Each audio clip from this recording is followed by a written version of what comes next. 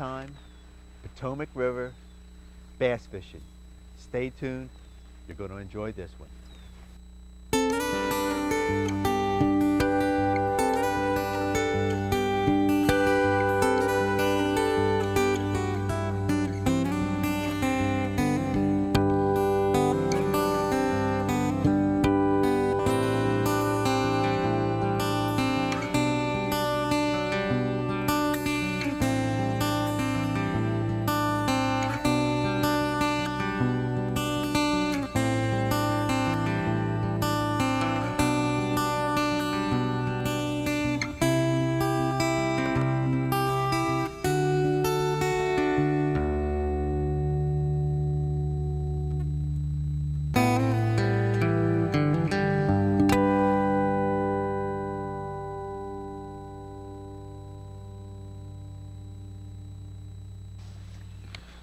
Come right up on that buzzbait. Yep. Let's see if there's one behind him with the dog X. Oh, he nailed that thing. Ooh, some. So, Yeah. purdy fish. Yeah. That's a purdy fish there. Okay, boy.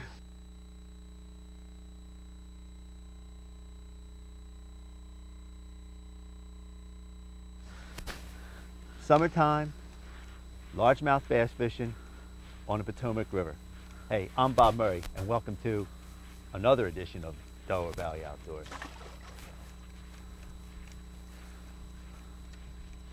I'm on the river today with, again, my good fishing partner and Potomac guide, Bill Kramer. I'm busy fishing. He's busy fishing. Bill contacted me again, said, Bob, come on down, the Topwater bite's happening. It's July. We got an overcast sky. Well, actually, Bill, we probably have one of the best conditions for topwater you could ask for, really. Sometimes. I mean, I was out yesterday and it was super cloudy just like this all day. I couldn't get him to bite topwater with a hoot. It, you know, every little condition out here will affect the fish. And, you know, barometric pressure and temperature drops and rises and all that good stuff. And sometimes it can be real cloudy and then we'll not bite topwater. I mean, we had to flip our fish yesterday. We had 1/7 yesterday flipping a jig in the grass on a real cloudy day. You know, go figure. Yeah. I wouldn't think it'd be the right condition for flipping, but you know, you got to do what you got to do. I'll do anything to catch fish sometimes. I'd rather catch them on top, of course. Yeah. You know, I'd rather throw a chug bug or a spook type bait like this mega bass. You know, that's what I'd rather do. I like the topwater bite. So do the clients too. I mean, that's what majority of the time when I'm fishing out here from April through November, it's topwater. You know, we've caught a lot of big gar on topwater lately too. That's a lot of fun. Oh, that could be interesting. Oh, they blow up on it, you set the hook, and all of a sudden you got a lightning stick on the end of your rod there. Just something that just takes off. Yeah, just going crazy. You catch a 5-foot gar, boy, you know it. That's fun. A lot of fun. I hope that doesn't happen to me today. I just don't need a 5-foot gar. I've had enough accidents this year fishing with just watch the teeth. My fingers and watch the teeth, man. That's all you got to do is watch the teeth. Yeah. No. Ooh, nice bite. Come on, hit again. Come up at one time. Yeah. See if it come up again. Come on, here we go.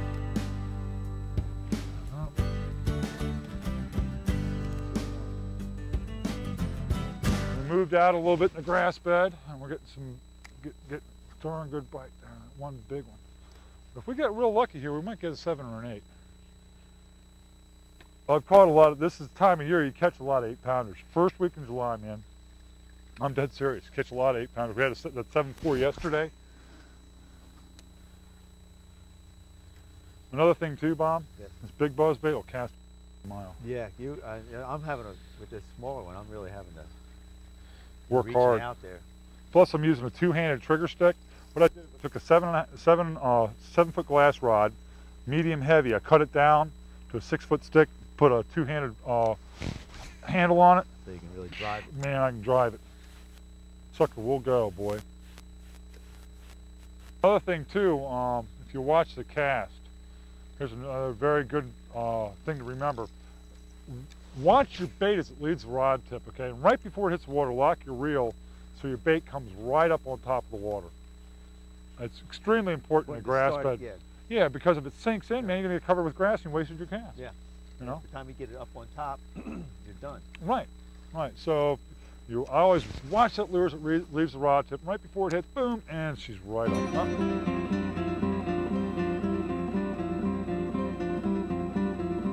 Another thing too, you get grass on it, give it a little jerk. Sometimes we'll pop the grass right off. Okay, this is where we ought to get bits right down through here. It's a good section, man. There's usually some big fish living right in the middle of this bay. We catch them on either end, on the inside, on the outside. But if you'll notice where we've been catching the fish, it's mainly end, middle, end. And that's almost every grass bed on fish, it seems like that. It's not, you know, it's not always, but that's just how it seems. Come on, Mr. Fish. Another thing, if you watch this clacking buzzbait, it does not have that bend in it, but it still rides with the bait straight down. It rides the bait down. Maybe the weight. The weight. It does. You don't need to put that bend in the shaft. It will just ride straight down. Depends on the blade size too. If you put an oversized blade on this thing, which it used to have, it'll ride on its side, just like yours is riding. Yeah.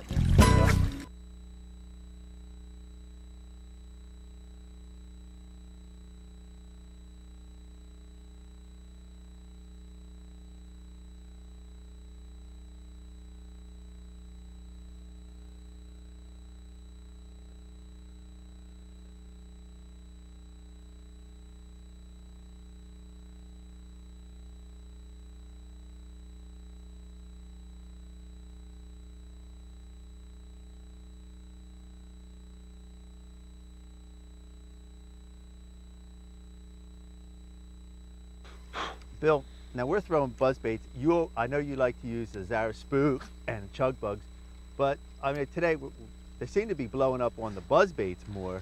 But how do you go about determining weed conditions and that kind of stuff to go with a buzz bait or a chug bug? This stuff here is like up to the surface, so you can't throw a spook or a pop or a chug bug through it. You just, I mean, all it do is snag the grass.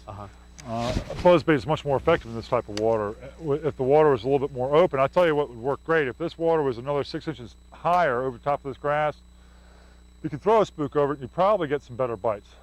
I mean, you'd probably get some better bites on that spook than on the buzz bait. I just really believe that the spook is probably the spook and a dog X are the best two big fish baits that I've got as far as topwater goes.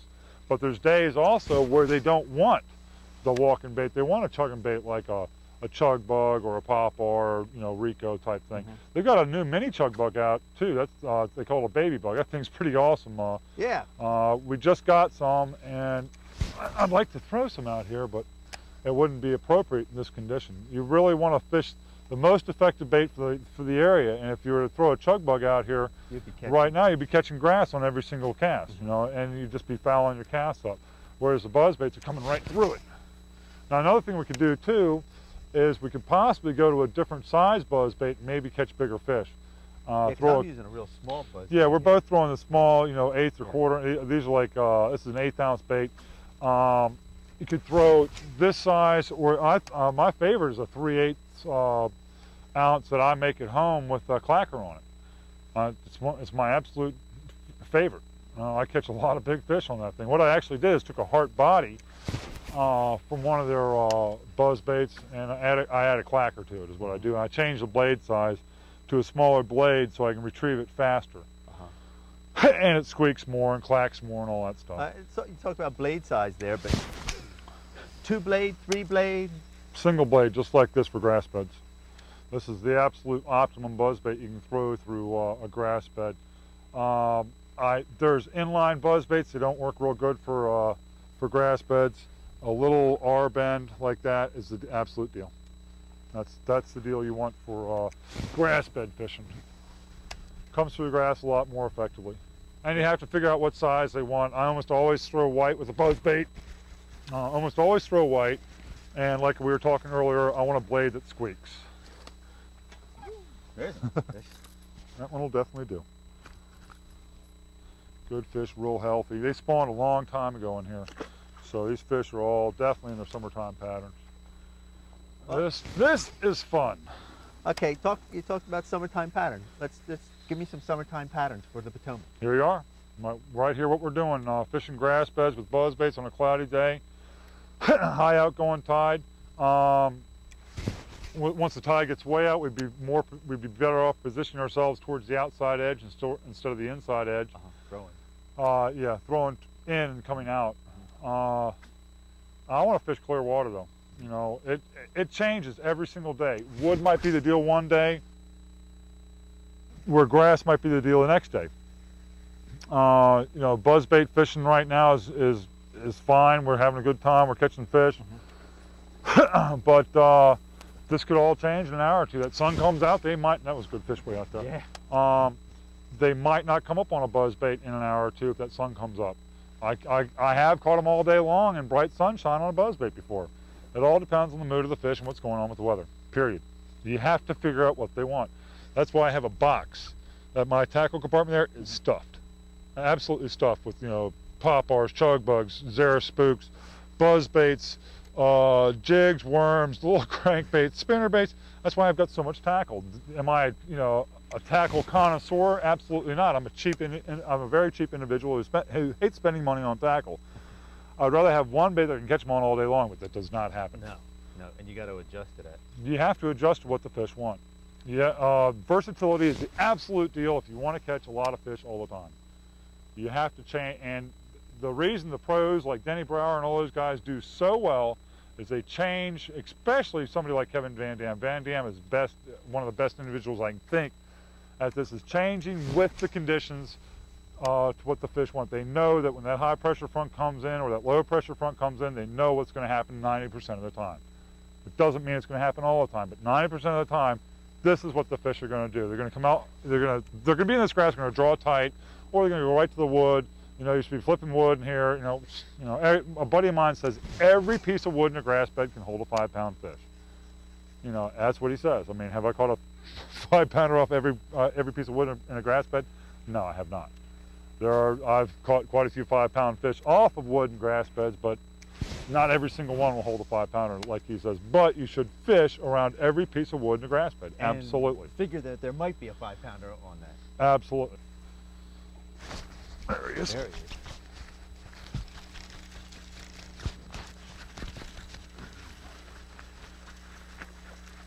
Yeah, that's a better fish. That one will do. Now see, good quality buzzbait right in the roof of the mouth. We were just talking about this. Now, I have my lucky buzzbait on today, and sorry, it is not catching fish.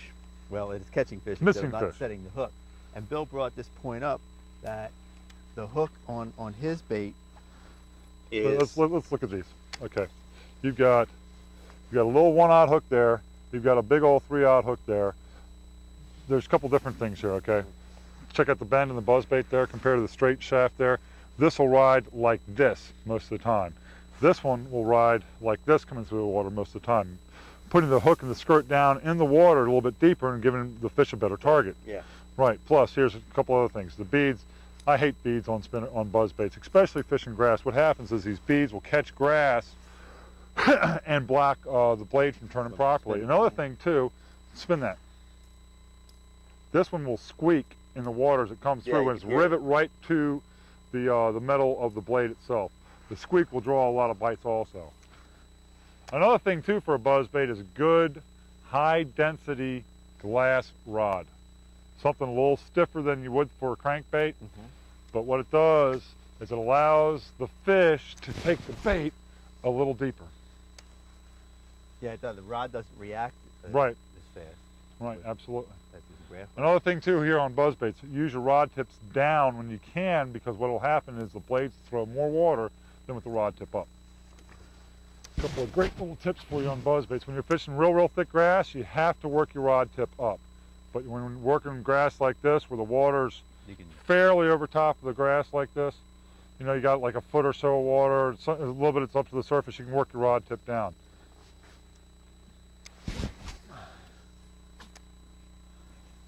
Should get some more bites in here. Had quite a few already. We just keep, missing them. Keep blowing up on us and missing them. It is. It's probably. I know when we did the show up on the Susquehanna with the Topwater. Smallies, yeah. And the smallies. That is so exciting to have those fish blow up on and nobody, yeah, the thing that I hate about folks is, you catch smallmouth on topwater? Well, you're not using little tubes and little weenie worms and stuff? Hey man, throw a big old Zara spook or a chug bug. I'll tell you what, it is a bona fide blast. Let's see if we can get some more bites in here. Come on, Mr. Fish. Water's a little bit more stained right here from where we just were. We're also coming up towards the end of the grass bed. The middle of the grass bed there was crystal clear. Of course, that's always better, I believe. Yeah, I like it. I like it. Bill, we've been on the water here at Ketchin. You're a guide. Tell us about your guide service so you can come on down and get a hold of you. Well, we fish here on the Potomac River, fish the Susquehanna, we have Canadian trips. We do Lake Erie, Lake Winnipesaukee. You can get a hold of me at my house, which is 301-840-9521, or write me or check out my website. Okay, and you're interested? Get a hold of Bill. I know I've never been disappointed. We've always had absolutely great times down here. I don't think anybody knows the Potomac better than he does. Got great spots for the summer, the spring, and the fall. If you're interested in coming down, Topwater. Topwater. If you want to catch some great fish on Topwater, see Bill.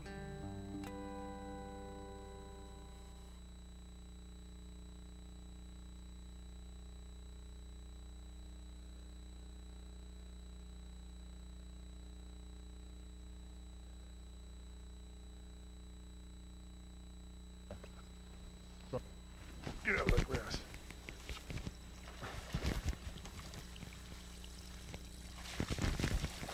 And clacker once again. I'm going to have to go to a clacker, my friend. Now, how much are those clackers, did you say? You can't buy one. Out here on the water, do you? $500-600, I think that'll do. We'll write the check. We'll write the check. We're here at the tackle box section of the show. Bill, we're using a lot of Topwater this morning.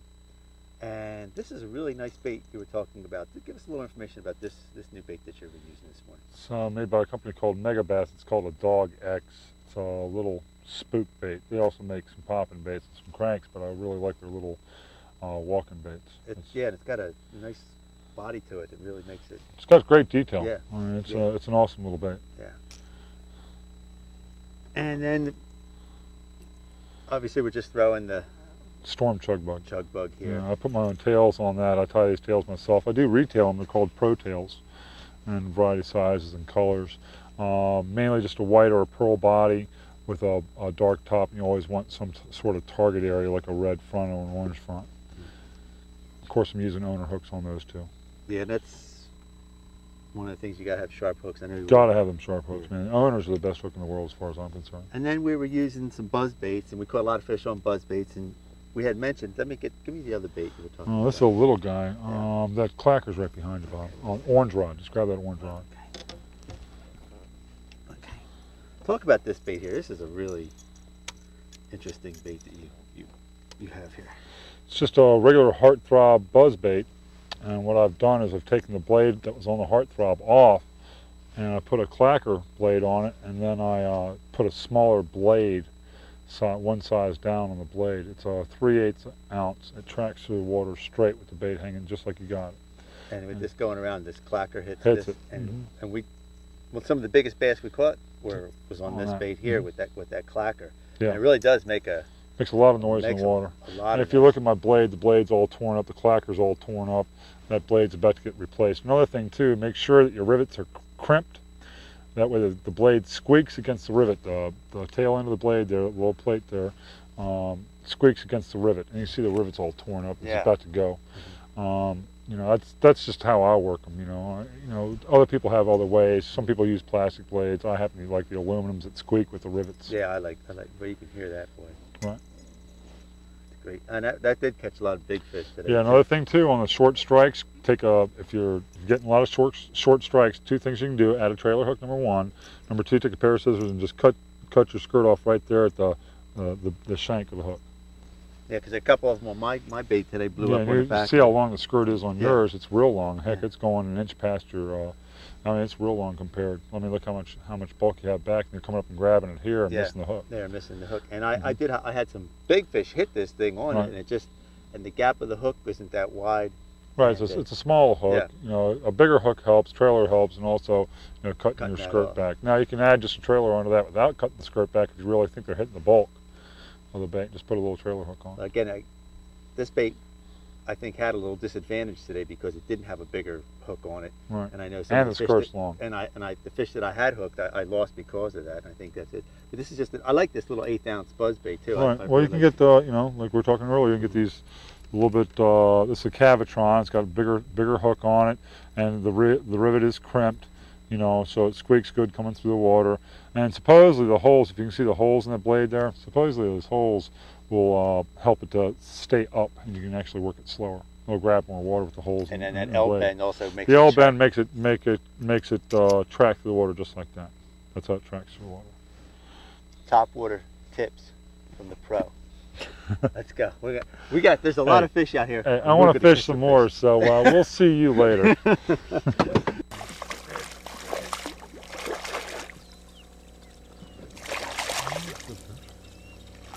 3 pounds? Yeah.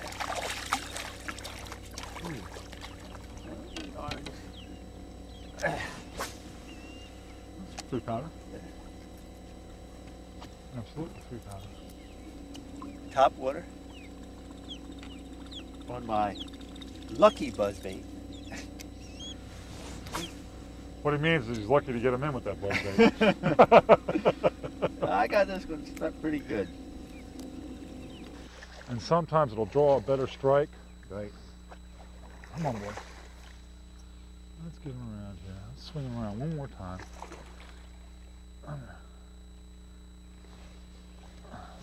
That's a good largemouth.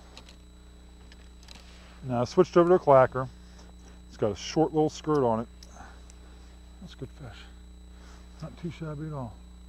No, very nice fish. Yeah. Now I switched over. He was throwing an 1/8 ounce.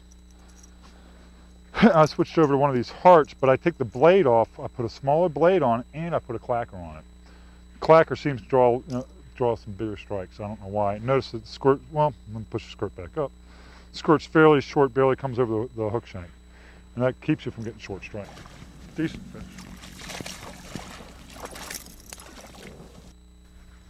Look at this. Get a little bit up there. Largemouth, topwater, July. Bill Kramer, let's do it. You got to come down here. It's great. Hey, I'm Bob Murray, and I'll see you again on Delaware Valley Outdoors. And don't forget to stop at our website, www.dvoutdoors.com, for all the reports. Bill's going to be putting reports on our site, so you'll know what's happening on the Potomac and all around the Delaware Valley. I think you'll enjoy it. Hey, we'll see you again. All right, I'm going to get that 7-pounder right now.